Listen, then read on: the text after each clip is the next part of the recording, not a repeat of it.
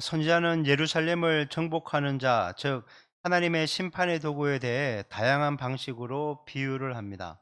먼저 목자로 비유되는 적국의 왕은 양 떼고 군대를 몰고 와서 예루살렘을 둘러싸게 될 것입니다.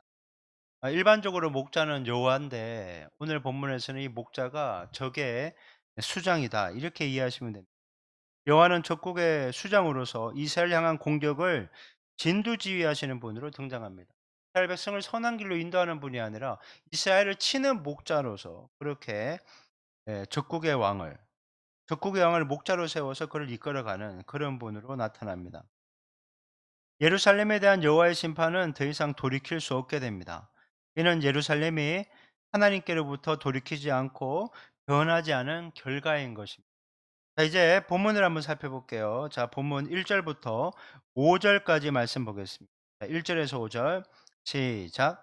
베냐민 자손들아 예루살렘 가운데로부터 피난하라. 드고아에서 나팔을 불고 베낫게렘에서 깃발을 들라.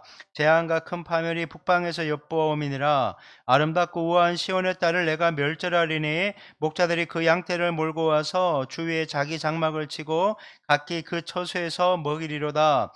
너희는 그를 칠 준비를 하라. 일어나라 우리가 정오에 올라가자. 아하 아깝다. 날이 기울어 저녁 그늘이 길었구나. 일어나라 우리가 밤에 올라가서 그 요새들을 헐자 하도다. 자, 1절은 피난하라 라는 명령으로 시작합니다. 재앙과 멸망이 임박했기 때문에 마지막으로 배려하는 차원에서 빨리 도망가라고 말씀해 주는 겁니다. 하지만 들을 게 없는 남유다 백성들은 듣지를 않습니다. 여호와는 드고아에서 나팔을 불고 베낫게렘에서 깃발을 들라라고 얘기합니다. 나팔을 분다는 것은 적이 쳐들어왔고 전쟁이 시작되었다. 깃발을 흔들라는 것은 이제 빨리 피신해야 된다. 이제 전쟁에 깃발이 흩날리고 있다. 이제 이런 내용입니다. 자, 2절에서 아름답고 우아한 시온의 딸을 멸절하겠다. 이 여호와께서 선언하십니다. 돌이킬 수 없다는 거예요. 예루살렘은 이제 징계를 받을 수밖에 없다. 이제 그렇게 얘기하는 겁니다. 3절에서 북방에서 오는 자를 목자로 비유합니다. 북방에서 오는 군대 즉 바벨론을 의미하는 것입니다. 근데 4절에서 양떼를 이끌고 온 목자를 향해서 여호와께서 그를 칠 준비를 하라고 명령하십니다. 그러니까 이 그가 누군가 하면 남유다, 예루살렘인 거죠.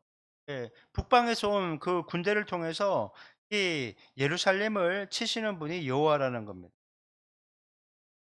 하나님은 예루살렘을 사랑하셨고 그 백성들을 사랑하셨습니다. 끝까지 그들이 당신께 돌아오기를 원했지만 예루살렘은 거부합니다. 결국 하나님께서 이방인 바벨론의 손을 빌어서 남유다를 무너뜨리게 되는 겁니다.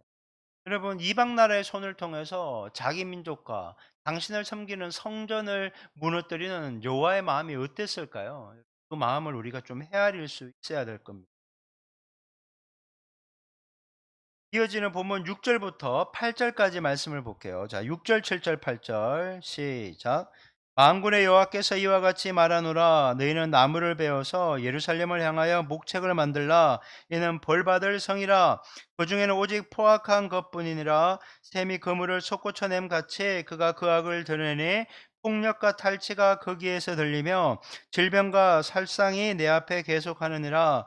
예루살렘아 너는 훈계를 받으라. 그리하지 아니하면 내 마음이 너를 싫어하고 너를 항폐하게 하여 주민이 없는 땅으로 만들리라. 여호와는 군대를 이끌고 예루살렘을 진격하는 자를 이제 진두지휘하고 있습니다. 여호와는 예루살렘을 벌받은 성이다 이렇게 얘기합니다. 그 중에는 오직 포악한 것뿐이다 이렇게 얘기합니다. 죄악으로 가득 찬 예루살렘에 남은 것은 심판밖에 없다 얘기하는 거죠. 7절에 샘이 그물을 솟구쳐낸 같이 예루살렘이 악을 쏟아내고 있다라는 거예요. 참 이 표현이라는 게 이 생수의 강물, 생명, 거룩함이 막 터져 나와야 되는데 악이 터져 나오고 있다고 하니 멸망받을 수밖에 없는 거죠. 생수의 근원이신 여호와를 의지하며 거룩하고 순결한 백성이 되어야 할 예루살렘이 악이 솟고 있다는 거예요. 폭력과 탈취가 넘치고 질병과 살상이 비일비재하게 일어나고 있는 예루살렘. 하나님은 그들을 싫어하기에 황폐하게 만들겠다. 전쟁으로 초토화시키겠다. 선언하십니다. 이제는 선언만이 아니라 예고만이 아니라 신탁만이 아니라 실제로 그 일이 일어나게 되는 것입니다. 자, 이어지는 9절부터 15절은 거짓된 이스라엘에 대한 내용이 나옵니다. 자, 본문 9 절부터 11 절까지 말씀을 볼게요. 9 절, 10 절, 11 절. 시작. 만군의 여호와께서 이와 같이 말씀하시되 포도를 따듯이 그들이 이스라엘의 남은 자를 말갛게 주으리라. 너는 포도 따는 자처럼 내 손을 강줄에 자주자주 올리라 하시니 내가 누구에게 말하며 누구에게 경책하여 듣게 할꼬. 보라, 그 귀가 할례를 받지 못하였으므로 듣지 못하는도다. 보라, 여호와의 말씀을 그들이 자신들에게 요구로 여기고 이를 절개하지 아니하니 그러므로 여호와의 분노가 내게 가득하여 참기 어렵도다. 그것을 거리에 있는 아이들과 모인 청년들에게 부으리니 남편과 아내와 나이 든 사람과 늙은이가 다 잡히리로다. 여호와는 포도를 따듯이 남유다의 남은 자를 이렇게 주우라 말씀합니다.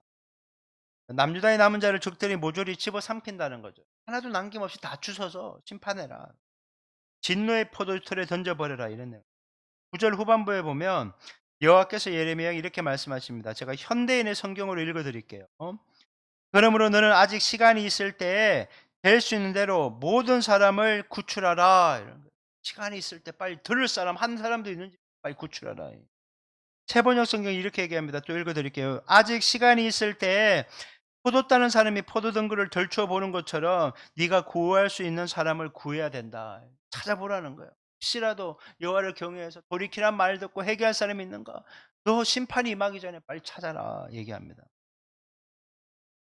하나님이 이스라엘 쳐서 심판하지 하시고 있지만 그 속에서 구원해야 될 영혼을 하나라도 안 놓치려고 이렇게 예언자에게 이런 메시지를 하나님의 마음은 심판이 아닌 구원에 있다. 진노 중에라도 긍휼을 잊지 않고 있다. 이제 요실이 드러나고 있죠. 하지만 구원받을 사람이 없다는 겁니다. 정의를 행하며 진리를 구하는 한 사람만 예루살렘에 있어도 멸망하지 않는다고 했는데 못 찾았거든요. 없어요. 주님은 안타까운 마음으로 이렇게 얘기하는 거예요. 혹시라도 다 아시면서도 혹시라도 덜쳐봐라. 찾아봐라. 여호와를 부르짖는 진실된 자가 있는가 찾아봐라. 아무도 돌아오지 않습니다. 하나님의 이런 안타까운 마음에도 불구하고 현실은 어렵습니다. 10절에 이릅니다. 내가 경고한다고 해서 내 말을 들을 사람이 있겠느냐? 그들은 귀가 할례를 받지 못해서 귀가 닫혀서 듣지 않는다. 경고를 비웃고 무시한다.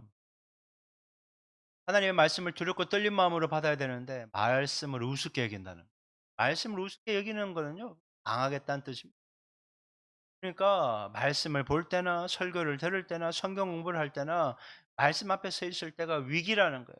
순종하면 복을 받는 기회지만 불순종하면 저주받을 위험에 처하기 때문에 항상 두렵고 떨린 마음으로 말씀을 받고 절대적으로 순종하는 우리 모습들이 필요한 것입니다.